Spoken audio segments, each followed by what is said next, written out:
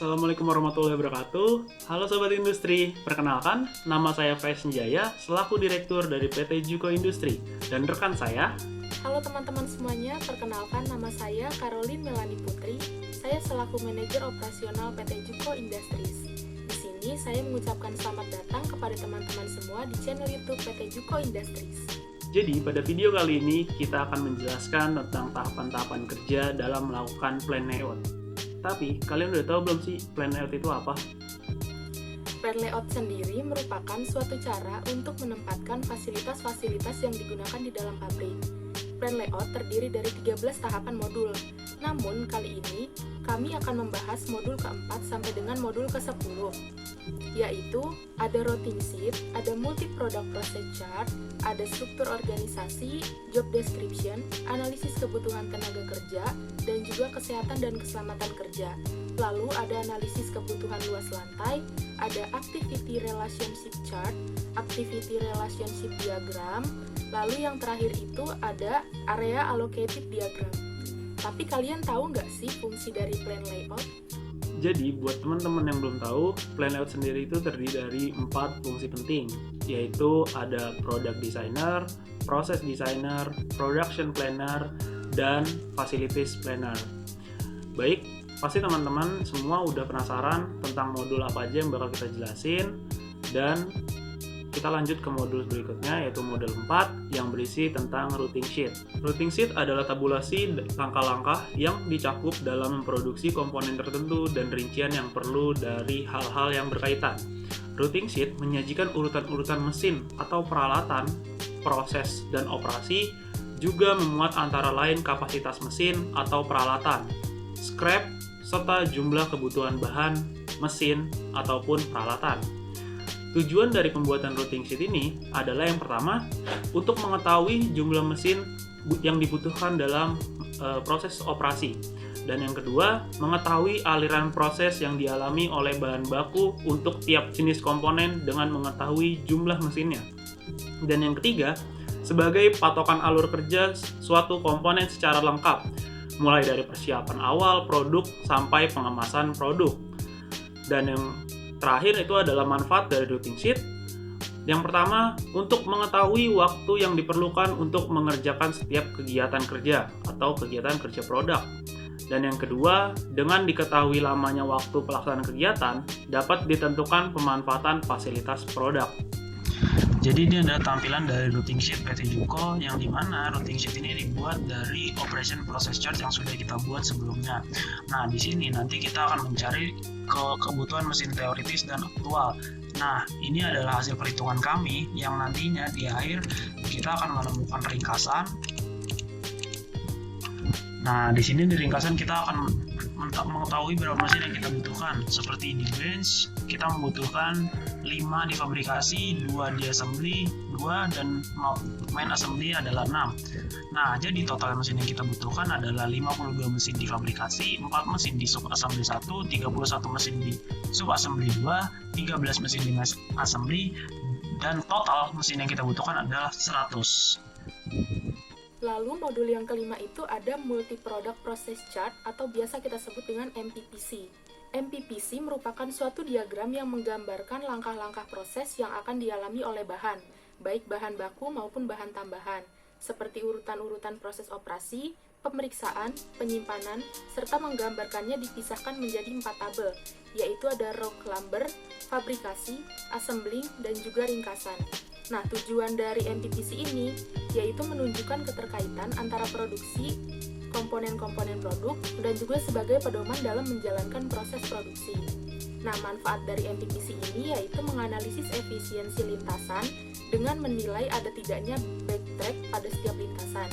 Lalu ada meningkatkan efisiensi lintasan dengan meminimalisir backtracking yang ada. Nah, seperti yang kita lihat di sini ada 4 tabel, yaitu ada raw lumber, ada fabrikasi, ada assembly, dan juga yang paling terakhir itu ada tabel ringkasan. Assembly di sini dibagi menjadi 3, yaitu sub assembly 1, sub assembly 2, dan juga main assembly. MPPC ini juga menggunakan simbol-simbol sama seperti yang ada pada Operation Process Chart atau OPC. Bisa kita lihat di sini ada tabel raw lumber atau bahan mentah. Bahan mentah untuk produk ini bisa kita lihat dari kode-kode seperti 400, 300, dan selanjutnya, di mana masing-masing kode ini mewakili satu part. Selanjutnya, di tabel fabrikasi ada 13 jenis mesin atau peralatan yang digunakan, di mana setiap mesin atau peralatan ini diurutkan sesuai urutan produksi supaya tidak terjadi backtrack. Nah, masing-masing mesin tersebut diletakkan di tiap komponen yang memakai mesin tersebut, serta ditulis berapa jumlah mesin yang dibutuhkan dari komponen yang memakai mesin tersebut. Lalu, dijumlahkan dan ditulis di kolom yang paling kanan. Lalu di akhir fabrikasi, ada kegiatan visual control yang tidak memakai mesin, sehingga jumlah mesinnya di sini ditulis 0. Lalu, di subassembly 1 ada part yang kemudian diassembly, yaitu part dengan kode 101, dirakit dengan part kode 100 sehingga menjadi subassembly 1 dengan kode 10.000. Dan juga part dengan kode 111 dirakit dengan part kode 110 sehingga menjadi subassembly 1 dengan kode 10.001 dan begitu seterusnya. Dan di sini juga ditentukan proses tersebut memakai mesin apa dan jumlahnya berapa, lalu ditotal dan ditulis di kolom yang paling kanan. Selanjutnya sama seperti subassembly 1, ditentukan terlebih dahulu part yang mengalami perakitan di subassembly 2. Seperti di sini contohnya, part dengan kode 400 dirakit dengan part kode 300 sehingga menjadi subassembly 2 dengan kode 20.000. Dan part dengan kode 410 dirakit dengan part kode 310 menjadi subassembly 2 dengan kode 20.001 dan jumlah mesinnya ditulis di kolom paling kanan. Lalu selanjutnya ada main assembly, di mana semua komponen yang sudah dirakit tadi maupun komponen subkontrak dirakit menjadi satu sehingga menjadi produk kursi mobil. Dan juga jumlah mesinnya ditotalkan dan ditaruh di kolom yang paling kanan. Dan terakhir ada lambang segitiga terbalik yang menunjukkan warehouse. Terakhir ada tabel ringkasan, yaitu jumlah mesin dari setiap lini produksinya, serta total seluruh mesin atau peralatan yang digunakan. Data informasi sudah, urutan mesin sudah, kira-kira apa lagi yang kurang? Ya, bener banget. Selanjutnya kita ke modul 6, yaitu adalah struktur organisasi, jobs description, analisis kebutuhan tenaga kerja, dan juga K3. Yang pertama, kita masuk ke struktur organisasi. Struktur organisasi adalah suatu susunan dan hubungan antar tiap bagian serta posisi yang ada pada suatu organisasi atau perusahaan dalam menjalankan kegiatan operasional untuk mencapai suatu tujuan. Tujuan pembuatan dari struktur organisasi adalah untuk mengalokasikan sumber daya dan pekerja ke dalam struktur formal yang terintegrasi agar tujuan dapat tercapai secara cepat, tepat, efektif, dan efisien. Manfaatnya adalah yang pertama, kejelasan tanggung jawab. Yang kedua, ada kejelasan kedudukan. Dan yang ketiga, ada kejelasan uraian tugas. Nah, jadi ini adalah tampilan dari struktur organisasi PT Juko, yang dimana di sini tertuliskan itu dari direktur sampai operator. Nah, untuk pembuatan SO ini itu adalah tergantung dari kebijakan PT masing-masing, seperti itu. Selanjutnya ada penjelasan tentang job description, yaitu adalah suatu pernyataan tertulis mengenai gambaran suatu pekerjaan, kondisi, maupun hubungan dengan bagian dari dalam organisasi. Tujuan dari pembuatannya adalah untuk mengevaluasi kerja menjadi lebih terarah. Dan yang kedua, sebagai gambaran yang baik tentang pekerjaannya serta memiliki alur koordinasi dan struktur pembagian wewenang yang lebih terarah. Manfaatnya apa saja? Manfaatnya yaitu yang pertama, membantu atasan dan bawahan mengerti mengapa suatu jabatan diadakan dan apa tujuan utamanya. Dan yang kedua adalah sebagai alat manajemen untuk mengintegrasikan fungsi-fungsi seperti performance management. Lalu yang kedua ada staffing and selection. Yang ketiga ada organization design. Yang keempat ada reward system. Yang kelima ada career development and training. Ini adalah tampilan dari job description yang dibuat oleh PT Juko, yaitu di sini menjelaskan bahwa adanya tugas dari jabatan tersebut, tanggung jawab dari jabatan tersebut, dan wewenang. Dan nantinya kita akan membuat persyaratan jabatan yang harus diduduki oleh sebuah jabatan tertentu. Itu berlaku sampai operator, seperti itu teman-teman. Penjelasan ketiga yaitu adalah tentang analisis kebutuhan tenaga kerja. Sebelumnya, apa itu tenaga kerja? Tenaga kerja adalah orang yang mengeluarkan energinya untuk melakukan suatu kegiatan untuk mencari nafkah atau mata pencarian. Nah, nantinya dalam pembagian analisis tenaga kerjaan ini, ketenaga kerjaan dibagi menjadi dua. Yang pertama adalah tenaga kerja langsung, yaitu tenaga kerja yang bekerja langsung dalam suatu proses produksi. Contohnya itu adalah operator. Dan yang kedua, ada tenaga kerja tidak langsung. Apa itu tenaga kerja tidak langsung? Tenaga kerja tidak langsung adalah tenaga kerja yang tidak langsung bekerja dalam suatu proses produksi, tetapi mereka hanya bekerja dalam kegiatan produktivitas perusahaan. Nah, berikut ini adalah analisa kebutuhan tenaga kerja dari PT Juko. Nah, di sini bahwa dituliskan sejumlah jabat-jabatan yang sudah dituliskan dalam struktur organisasi PT Juko. Nah, untuk ketentuan dari jumlah tenaga kerja yang dibutuhkan itu tergantung dari kebijakan PT masing-masing. Apakah dibutuhkan banyak orang dalam jabatan tersebut atau tidak? Dan apakah jabatan tersebut itu merupakan tenaga kerja langsung atau tidak langsung? Nah, di sini dituliskan seperti direktur itu 1 orang, penelitian pengembangan 5 orang, bahkan grup leader itu bisa mencapai 13 orang. Lalu kita turun ke bawah, itu ada keterangan jumlah kebutuhan tenaga kerja. Seperti terlihat di sini, karena kita memakai one man one machine, jadi untuk satu mesin kita minimal dan maksimal itu adalah 1 operator saja. Nah, untuk foreman-nya itu 1 foreman itu bisa mencapai 3 operator maupun maksimal 13 operator. Nah, di sini adalah tabel kesimpulan di mana adalah total dari keseluruhan pekerja yang kita butuhkan. Untuk total foreman kita butuh 5 orang dan tenaga kerja langsung yang kita butuhkan adalah 124 pekerja. Tenaga kerja tidak langsung yang kita butuhkan adalah 54 pekerja. Jadi, total tenaga kerja yang kita butuhkan untuk mendukung sistem produksi PT Juko itu sebanyak 178 pekerja. Baik, penjelasan terakhir di modul ini adalah tentang K3. Apa itu K3? K3 adalah upaya perlindungan yang ditujukan agar tenaga kerja dan orang lainnya di tempat kerja atau perusahaan selalu dalam keadaan selamat dan sehat, serta agar setiap sumber produksi dapat digunakan secara aman dan efisien. Semua perusahaan kontraktor berkewajiban menyediakan semua keperluan peralatan atau perlengkapan perlindungan diri atau personal protective equipment. Nah, tujuan dari K3 ini adalah melindungi tenaga kerja atas hak keselamatannya dalam melakukan pekerjaan untuk kesejahteraan hidup dan meningkatkan produksi serta produktivitas nasional. Dan yang kedua, menjamin keselamatan setiap orang lain yang berada di tempat kerja. Yang ketiga, ada sumber produksi dipelihara dan dipergunakan secara aman dan efisien. Manfaatnya adalah mengurangi ataupun mengeliminasi kondisi rawan kecelakaan kerja.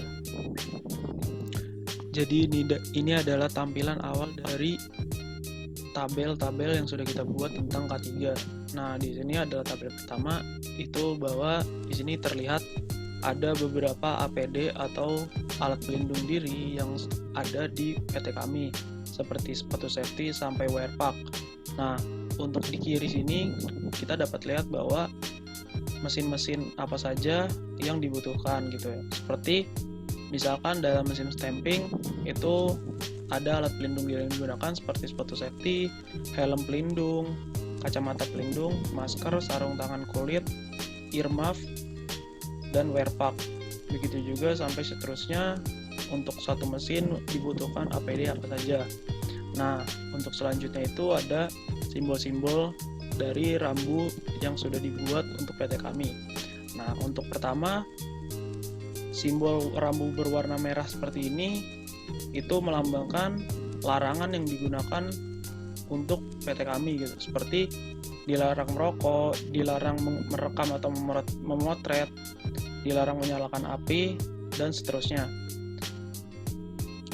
Lalu, untuk rambu kedua itu adalah rambu peringatan yang disimbolkan berwarna kuning, seperti waspada area pengelasan, bahan mudah meledak, bahan beracun, itu akan kami tempatkan di beberapa tempat yang menurut kami itu cukup berbahaya.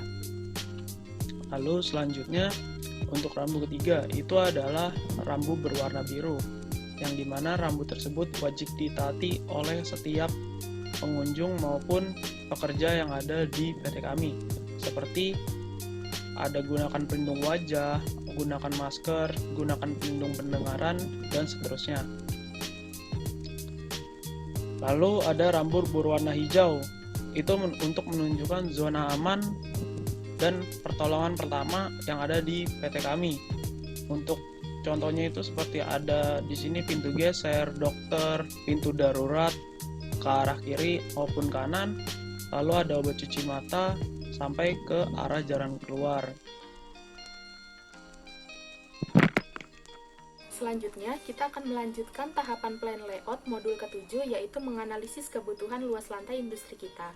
Luas lantai adalah luas suatu tempat atau area yang akan digunakan dalam mengelola suatu bahan atau dalam mengerjakan suatu proses produksi. Luas lantai dibagi menjadi beberapa kelompok, yaitu luas lantai produksi, gudang bahan baku atau receiving, gudang barang jadi, mesin, tumpukan, rak, mesin departemen fabrikasi, mesin departemen perakitan, perkantoran, dan juga fasilitas. Tujuan dari luas lantai ini untuk mengetahui luas total yang dibuat dan menentukan besarnya lahan yang akan dibeli untuk mendirikan bangunan. Lalu, untuk menentukan luas dan volume yang akan diperkirakan baik untuk pabrik maupun kantor. Lalu, untuk mengetahui dan menentukan besar atau luas ruangan yang akan dibuat untuk tiap personil. Nah, seperti yang kita lihat di sini, luas lantai terbagi menjadi 8 bagian, yaitu luas lantai produksi, bahan baku, bahan penolong, warehouse, production service, office service, personil service, dan juga ada lembar ringkasan. Untuk yang pertama, kita hitung ukuran tiap mesin, mulai dari fabrikasi sampai main assembly terlebih dahulu, lalu dikalikan dengan jumlah total mesin, sehingga didapatkan ukuran luas ruangan untuk satu jenis mesin, lalu dijumlahkan total luas ruangan yang dibutuhkan dalam satu lantai produksi. Setelah itu, dihitung ukuran luas ruangan yang dibutuhkan oleh setiap bahan baku dengan memperhitungkan jumlah material, kebutuhan per jam, kebutuhan per minggu, density, volume dan berat material, dimensi material, jumlah tumpukan material, kebutuhan perpindahan material, serta allowance dari material. Lalu dijumlahkan total luas kebutuhan lantainya dari keseluruhan bahan bakunya. Selanjutnya yaitu menghitung luas lantai dari bahan penolong dengan memperhitungkan jenis bahan penolong, jenis dan berat kemasan, density, volume dan berat bahan penolong, kebutuhan per jam, kebutuhan per minggu, ukuran kemasan atau box, maksimum box yang dibutuhkan, ukuran palet untuk tumpukan box, ukuran rak, serta allowance, lalu dijumlahkan total kebutuhan luas lantai dari keseluruhan bahan penolongnya. Perhitungan selanjutnya juga sama, yaitu menghitung luas lantai dari warehouse dengan nama part plastic wrapping. Lalu selanjutnya ada luas lantai dari production service, general service, dan personal service di pabrik. Perhitungan dilakukan dengan menentukan panjang dan lebar dari tiap fasilitas, lalu dikalikan dengan jumlah dari tiap fasilitas, maka akan didapatkan luas area dari fasilitas tersebut. Selanjutnya, yaitu menentukan luas lantai kantor. Di sini, kantor perusahaan kami ada 2 lantai. Cara menghitungnya masih sama dengan luas lantai production service. Lalu selanjutnya yaitu menghitung luas lantai personal service di kantor. Cara menghitungnya masih sama seperti luas lantai sebelumnya, dan di sini diperoleh total luas lantai kantor sebesar 210 meter persegi. Lalu yang terakhir ada lembar ringkasan. Lembar ini berisi ringkasan luas total dari tiap lantai produksi. Namun, di sini ada penambahan luas receiving sebesar 25% dari storage, dan juga shipping sebesar 25% dari warehouse. Dan juga ada penambahan luas jalan, taman, dan juga lahan parkir untuk motor dan mobil, sebesar 75% dari total luas lahan, sehingga diperoleh luas keseluruhan sebesar 5.837,335 meter persegi. Selanjutnya kita akan melanjutkan tahapan plan layout modul ke-8, yaitu pembuatan Activity Relationship Chart. Activity Relationship Chart adalah aktivitas atau kegiatan antara masing-masing bagian yang menggambarkan penting tidaknya kedekatan ruangan. Activity Relationship Chart menggunakan ukuran kualitatif untuk menilai hubungan antar fasilitasnya. Huruf-huruf A, E, I, O, U, dan X diletakkan pada bagian atas kotak. Kadang digunakan juga warna untuk menunjukkan alasan-alasan yang mendukung setiap kedekatan hubungannya. Tujuan dari pembuatan Activity Relationship Chart yang pertama adalah agar dapat mengetahui hubungan kedekatan dari setiap kelompok kegiatan dalam hal ini organisasi pabrik, beserta alasan kedekatannya. Dan yang kedua, penyusunan urutan pendahuluan bagi satu peta dari ke lokasi kegiatan dalam satu usaha pelayanan, lokasi pusat kerja dalam operasi perawatan atau perbaikan. Dan manfaatnya dari pembuatan ARC ini adalah yang pertama, mengetahui hubungan suatu kegiatan yang lainnya serta alasannya. Dan yang kedua, memperoleh suatu landasan bagi penyusunan daerah selanjutnya. Ini adalah tampilan dari tabel Activity Relationship Chart. Nah, kita lihat dari sebelah kiri, yaitu adalah nomor dan fasilitas, dan juga gambar segitiga. Nah, jelaskan dari fasilitas. Fasilitas di sini dituliskan berdasarkan dari analisis kebutuhan luas lantai yang sudah dijelaskan di modul sebelumnya. Nah, untuk segitiga ini dapat kita isi atau kita buat sesuai dengan hubungan kedekatan antar fasilitasnya. Untuk menentukan hubungan antar kedekatannya, bahwa di sini tertuliskan kode dan alasan kedekatan sebanyak 50 yang berisi 25 alasan positif kenapa mereka dekat dan 25 alasan negatif kenapa mereka harus dijauhkan. Nah, kita lihat di tabel paling kiri. Di sini adalah derajat kedekatan. Seperti yang kita lihat, untuk kode A itu adalah mutlak. Untuk huruf E itu adalah sangat penting. Untuk huruf I itu adalah penting. Untuk huruf O itu adalah biasa saja. Untuk U itu tidak penting dan X tidak diinginkan untuk dekat. Nah, untuk melihat seberapa banyak hubungan yang terjadi di sini, kita dapat melihat di tabel paling kanan di sini dengan rumus yang sudah kita hitung bahwa di sini terdapat 2143 hubungan kedekatan. Dan untuk penentuan dari kode-kodenya, seperti di sini huruf A itu minimal 63 dan maksimal itu 108. Untuk huruf E minimal 65 dan maksimal 215 dan seterusnya. Nah, lalu kita lihat di bagian ringkasan. Nah, di ringkasan ini itu terdiri dari jumlah atau kesimpulan yang terdapat dari segitiga dari kiri yang sudah kita lihat. Bahwa kita ambil contoh di receiving itu huruf kedekatan mutlaknya itu ada di fasilitas 2 dan 66. Jadi nantinya untuk receiving ini harus berdekatan dengan fasilitas 2 dan 66. Begitu juga seterusnya sampai fasilitas taman, jalan, dan parkiran. Selanjutnya, kita akan melanjutkan tahapan plan layout modul ke-9, yaitu pembuatan Activity Relationship Diagram. Activity Relationship Diagram atau ARD adalah diagram hubungan antar aktivitas atau departemen berdasarkan tingkat prioritas kedekatan, sehingga diharapkan ongkos handlingnya bisa minimum. Tujuan dari ARD ini yaitu untuk mengetahui kedekatan antar kegiatan, untuk memudahkan transportasi dari suatu tempat ke tempat lain, untuk memudahkan proses tata letak dan meminimumkan ruangan-ruangan yang tidak terpakai, serta menjamin kebutuhan akan ruangan yang optimal. Nah, manfaat dari ARD ini yaitu pembagian wilayah kegiatan yang sistematis, memudahkan proses tata letak, meminimumkan ruangan yang tidak terpakai, dan juga menerjemahkan perkiraan area ke dalam suatu peraturan pendahuluan dalam bentuk yang dapat dilihat. Seperti yang kita lihat di sini, bentuk dari ARD yaitu berupa blok-blok, di mana satu blok tersebut mewakili satu fasilitas. Nah, blok-blok ini memiliki warna atau RGB yang berbeda-beda sesuai dengan pengelompokan yang telah dibuat. Di sini kita bisa melihat yang berwarna hijau merupakan area produksi, yang berwarna oranye merupakan area pelayanan produksi, yang berwarna biru merupakan area pelayanan personil pabrik, yang warna ungu merupakan area pelayanan umum, yang berwarna pink merupakan area pelayanan kantor, dan yang berwarna abu-abu merupakan area pelayanan personil kantor. Setiap blok ini berisi variabel kedekatan. Bisa dilihat di sini ada huruf A, E, I, dan O. Nomor kedekatan fasilitas yang berada di samping variabel kedekatan, lalu ada nomor fasilitas, di sini ada nomor 24, lalu ada nama fasilitas, di sini contohnya itu ada bench operation, lalu ada luas fasilitas sebesar 0,72 meter persegi, dan juga ada ukuran fasilitas yaitu 1,2 meter dikali 0,6 meter.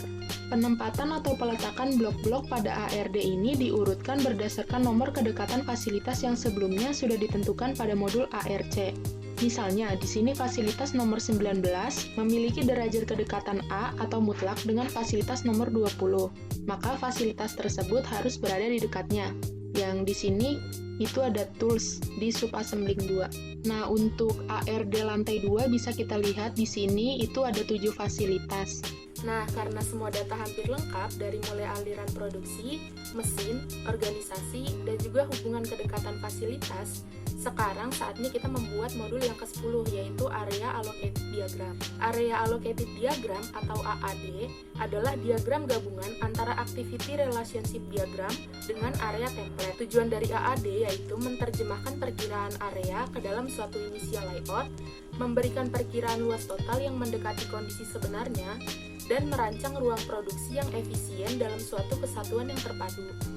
Manfaat dari AAD yaitu pembagian wilayah kegiatan yang sistematis dan jelas, menerjemahkan perkiraan area ke dalam suatu peraturan pendahuluan dalam bentuk yang dapat kita lihat, lalu memberikan perkiraan luas lebih. Nah, yang terakhir ada modul 10 yaitu AAD. Seperti yang kita lihat di sini, semua fasilitas yang sudah kita buat di ARD tadi, kita transformasikan semuanya ke dalam bentuk seperti template. Di AAD, semua fasilitas dibuat dengan ukuran dan luas yang sebenarnya, dan peletakan tiap fasilitas pun sesuai dengan urutan yang telah dibuat pada ARD. Bisa kita lihat di sini untuk area yang berwarna hijau merupakan area produksi. Fasilitas-fasilitasnya pun diletakkan sesuai urutan produksi mulai dari fabrikasi, subassembly, sampai main assembly, sehingga akan terlihat aliran produksinya. Di sini juga terdapat receiving yang diletakkan berdekatan dengan storage, supaya memudahkan pada saat bongkar muat kedatangan material. Lalu mesin-mesin produksi juga diletakkan dalam satu area produksi. Dan di sini juga ada shipping yang diletakkan berdekatan dengan warehouse, supaya memudahkan pada saat pengangkutan produk ke dalam kendaraan dan siap diantarkan ke konsumen. Pada bagian belakang warehouse terdapat area untuk pembuangan scrap, limbah, dan juga sampah. Di sini juga ada area pelayanan produksi dan pelayanan personil pabrik yang diletakkan berdekatan dengan pabrik untuk memudahkan kegiatan personil pabrik maupun pemantauan bagian produksi. Lalu di sini ada area kantor, di mana di dalam kantor terdapat beberapa fasilitas seperti pelayanan umum, pelayanan kantor, dan juga pelayanan personil kantor. Di sekitar kantor juga terdapat titik kumpul, taman, dan juga lahan untuk parkir mobil dan motor. Dikarenakan perusahaan kami ada 2 lantai, jadi AAD-nya pun ada 2 lantai. Dan untuk bentuk AAD dari lantai 2 seperti ini. Begitulah tahapan-tahapan dalam proses plan layout. Jika video ini bermanfaat, silahkan like and share video ini. Jangan lupa like dan subscribe channel YouTube Juko Industries ya. Kalian juga boleh komen di bawah. Dadah Sobat Industri! Juko Industries, your trust, our future. future.